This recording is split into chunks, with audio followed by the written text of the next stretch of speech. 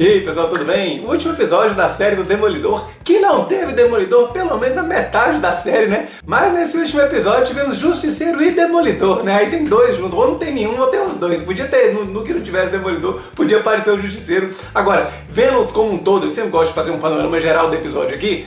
O episódio, claro, foi bom, a série manteve o nível dos episódios, assim, um melhor, claro, uns melhores, outros piores, mas manteve o nível muito bom, mas não me pareceu, assim como o anterior não me pareceu penúltimo episódio, esse aqui não me pareceu tanto, assim, o último episódio da temporada. Claro, é um episódio acima da média, né, mas deixa muitas pontas soltas aqui para coisas que vão ser resolvidas na segunda temporada. Ainda mais que o plano original era que houvesse 18 episódios de uma vez só, decidiram dividir em dois, portanto, ainda que teve muita modificação, né, eles refizeram muita coisa do roteiro e da série, ainda assim, algo que, pela minha percepção, manteve como se fosse uma história só, da primeira até a segunda temporada, só com uma pausa nesse gancho aí da primeira temporada, que foi esse último episódio. Mas é claro, foi um episódio muito bom, aconteceu muita coisa assim que de fato eu não esperava, mas no todo o foco assim tem mais a ver com o que o Kingpin, o rei do crime, tá fazendo agora que tá na prefeitura, e cada vez mandando mais e conseguindo articular ali dentro para poder mandar mais ainda na segunda temporada, agora que algo que tudo indica ele vai ter o seu porto próprio, o seu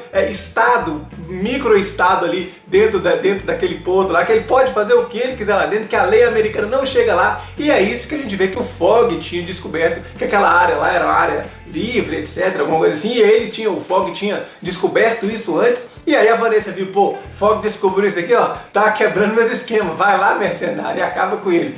Aquela cena também começa, né, com a Vanessa conversando com o mercenário, coitado do mercenário, o cara tava dopadaço lá, porque a única coisa que não podem tirar dele é o cérebro, né, o bom funcionamento do cérebro, então dopa ele, o cara mal tá assinando, tadinho, o cara que é super perfeito na mira, nem consegue segurar uma caneta, aquela cena deu até dó do mercenário. Mas antes aqui de eu continuar, inscreve aqui no canal, comenta o que você achou desse último episódio, se valeu como último episódio mesmo, ou que você acha que foi mais assim um super gancho para a segunda temporada, que já está até gravando, por sinal, comenta aqui e claro, deixa um like, gente, isso ajuda demais a divulgação. E eu nem falei ainda, mas o meu nome é Wolf e esse é o canal Ticket Nerd, a sua entrada aqui para essas críticas de filmes, séries, análises de heróis que a gente gosta tanto. E aí, o episódio parte de onde terminou o anterior, que tá lá, o Demolidor toma um tiro pelo Wilson Fisk, e o Demolidor nem sabe pra que ele tomou o tiro, depois o justiceiro pergunta pra ele, mas ele tá lá recuperando o hospital, e enquanto isso, o Wilson Fisk tá querendo saber, e aí, como é que tá o Matt Murdock? Ele tá bem, de saúde, né?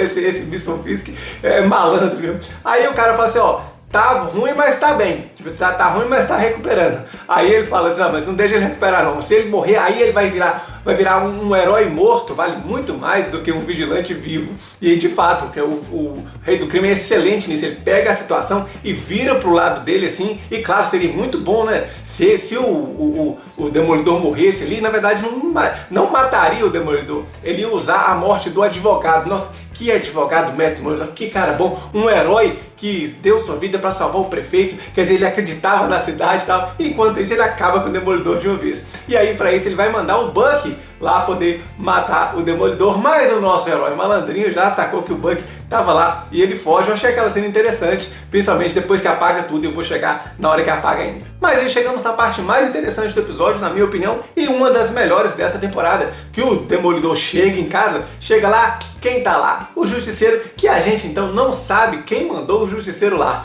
Mas é muito legal o Justiceiro, o diálogo dos dois, né? Como os dois acreditam em coisas diferentes. E o Justiceiro chega e fala assim, ó, cheguei aqui, não quero nem saber quem aparecer que eu vou matar todo mundo, Demolidor. E o Demolidor, não é assim que a gente faz, não é assim que você me ajuda. Pois é, essa ajuda que você vai ter, eu achei legal isso. Pois bem, aí não dá outra, né? O rei do crime, que agora está todo de branco, né? Já tem desde o outro episódio. Quer dizer, rei do crime de branco larguei de ser prefeito, que ele tava de preto e cinza, né? Larguei de ser prefeito e agora eu sou full rei do crime. Né? Tá full Kingpin o tempo inteiro agora, então só faz maldade, né? É o mundo das maldades, cheio de maldade do rei do crime, e mandou aquela força-tarefa lá pegar o Demolidor. E aí o Demolidor malandro já sabe que a galera tá chegando, né? E vem do teto, engraçado que ele cai do teto na clarabóia ali, né? Pra bater na galera, porque os uniformes do Demolidor, coisa que ele usou só um, né? Viu lá, acho que uns 4 ou 5 no meio da temporada, mas usou só um. E aí ele cai lá, pega o uniforme lá, cai e começa a pancadaria, e essa luta foi muito boa, porque é uma luta que ela tem mais cenas em câmera lenta, não tão câmera lenta, tipo Zack Snyder, né? Um pouco mais lento. E o Justiceiro lutando, ele luta gemendo e urrando, né? Muito legal esse Justiceiro aí. Assim como tem um renascimento do Demolidor na Disney agora, a gente tem também uma parte de renascimento do Justiceiro pra Disney também. E Justiceiro violentaço, muito além do que eu esperava. E assim, é muito legal ver os dois lutando, porque o Demolidor nessa temporada já é violento, mas vendo ele em comparação com o Justiceiro, ele fica até soft, né? Fica até de boa, ele só bate mesmo e larga pra lá. Mas o Justiceiro que vem é faca no pescoço e corta a garganta fora e dá tiro na cabeça e continua atirando depois de morrer. Senhor, esse Justiceiro é o Frank Castle mesmo. Tanto que tem vários fãs e o Justiceiro fala assim, ó, quem tá chegando aí, esse é seu fã clube, ó, que vem com a caveira pintada aí, esse pessoal tá copiando você aí. E aí na hora que o Demolidor escuta que tem uma granada, os dois pulam lá do prédio. E é engraçado que a câmera que mostra os dois caindo é a câmera de dentro de um carro. E assim, oculta a queda dos dois, mas pelo barulhinho lá da cordinha dá pra saber que o Justiceiro segurou, o Demolidor segurou o Justiceiro e os dois penduraram. Ou seja, é uma cena que não mostra, fica implícito, mas é muito bem feita e bem mais barata de fazer. Eu gostei dessa cena aí, cai os dois lá, né? Até que chega a Karen Page. E aí, que bom que a Karen Page voltou, foi ela que chamou o Justiceiro, a gente fica vendo isso daí, mas a questão é que ela, pra mim, ela tava fazendo falta na série. Faz falta ela e o Fogg. Como o Fogg morreu, faz falta só ela.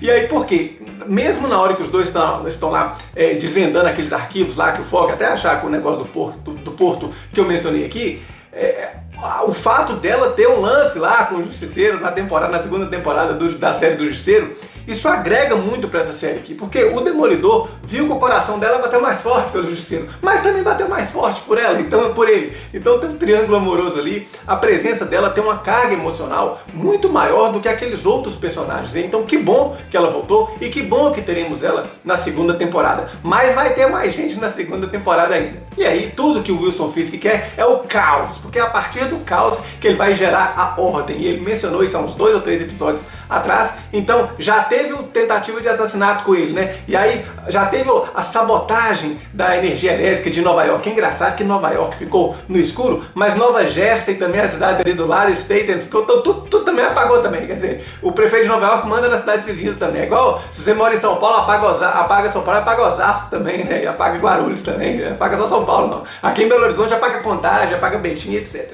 Você entendeu? E aí apagou todo mundo, e aí o caos e revolta nas ruas, e roubo, tal, e a polícia colocando culpa nos vigilantes, tudo que o Rei do Crime queria. E a série mostra que o Rei do Crime sabe tudo, e tá todo mundo com microfone, com escutas, assim, porque ele escutou a mulher, a amiga não, né? Aquela assistente dele, lá, a principal, conversando com o Comissário Gallo e os dois armando pelas costas do Wilson Fisk. E o Comissário Gallo já sabia que já tava. O Wilson Fisk sabia que o Gallo não ia deixar passar, que ele perdeu toda a moral ali dentro da polícia e ele vai pagar caro por isso, vou chegar lá ainda, né? E aí, mais uma coisa, essa trama da Shaylee vai ficar para a próxima temporada, assim como a trama da Bibi, que tinha mencionado essa questão da força-tarefa, tinha conversado com o Comissário Gallo e ficou por isso mesmo, só aparece a cena dela lá. E mais uma que ficou de fora é a filha do Tigre Branco, né? Filha não, a sobrinha do Tigre Branco, aparece só a cara dela lá também, mas ela vai ficar para a segunda temporada, por isso que eu disse que assim, tem muita coisa mais pra segunda temporada do que pra primeira mesmo. E como o Demolidor chegou pro Justiceiro e falou assim, ó, essa força-tarefa aí são seus fãs, é seu fã-clube lá, dá um jeito neles.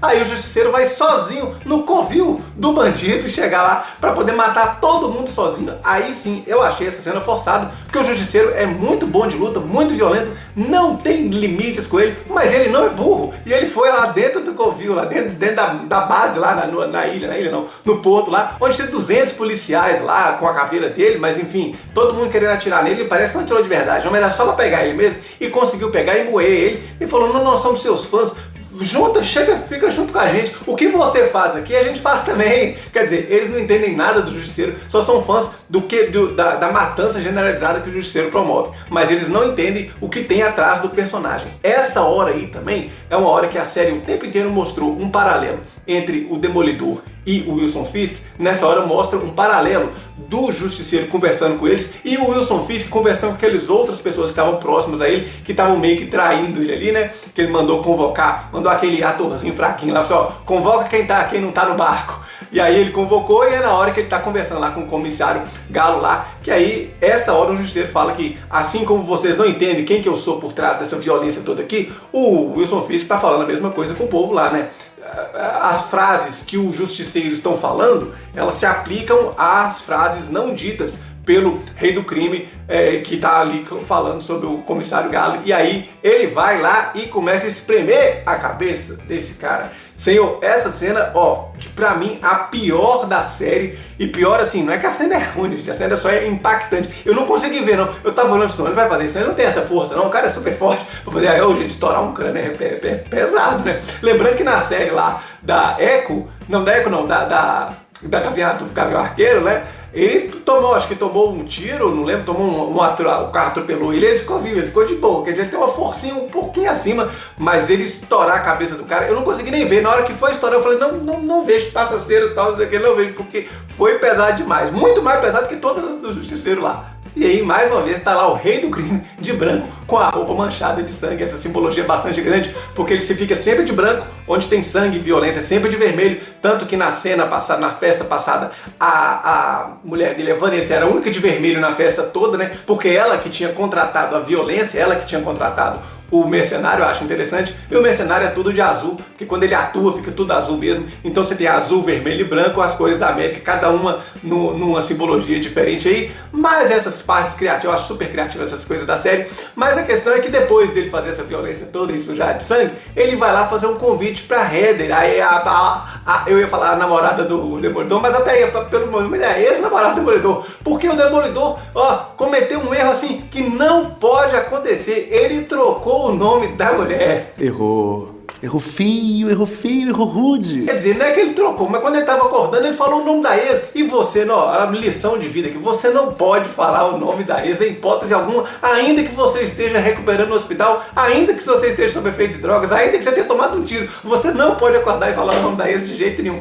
Fica a lição aí, ó. E aí ele falou, e aí nessa hora que ele fala o nome da Karen, perto da Heather lá, né? Ela afasta, ela sai de perto e quem fica junto dele é aquela amiga dele que ajuda ele na advocacia. Mas, enfim, aí depois disso, ela viu que o Matt Murdock já estava cheio de segredos ali, né? Nos últimos 2 episódios. E aí ela vai, aceita o convite do rei do crime, ainda que o Demolidor tenha falado que ela, é perigoso, não vai não, vai dar errado essa merda aí, ó. E aí ela vai do mesmo jeito, ela vai tão arrependida de não ter escutado o Demolidor e vai lá encontrar com o Wilson Fisk. E o Wilson Fisk também arrumou uma profissão de Aspone, sei lá, assistente de secretária de saúde mental da cidade, um negócio assim, nossa senhora.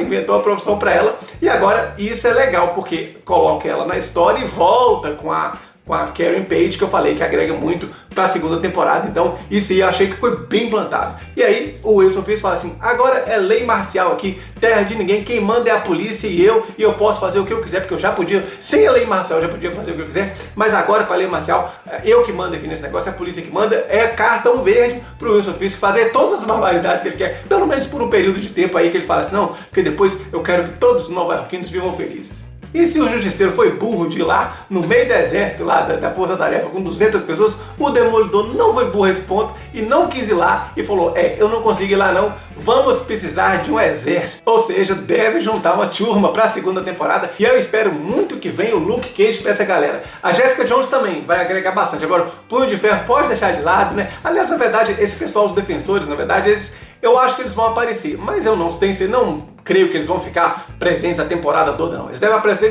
mais ou menos igual apareceu o Justiceiro nessa. Apareceu no episódio, depois no último. Eles devem fazer isso porque deve ter mais espaço para o próprio Justiceiro na segunda temporada. Mas só dele ter falado isso, que precisa de mais gente, já tá bom demais. E o episódio termina com o Wilson Fisk prendendo todo mundo, né? Ele prendeu o espadachim, tá preso lá. Prendeu também todos aqueles riquinhos que prometeram dinheiro pra ele, pelo jeito não deram dinheiro, né? Ele prendeu a galera lá. E um deles que tá preso é o Frank Castle. O Justiceiro tá preso lá. Mas isso é a cena pós-crédito que eu vou fazer aqui em outro vídeo. Mas comenta aqui se você gostou desse último episódio. Como eu falei, episódio muito bom, acima da média, mas tá mais para um super gancho para a segunda temporada do que um final para essa primeira aqui. Um grande abraço e até mais!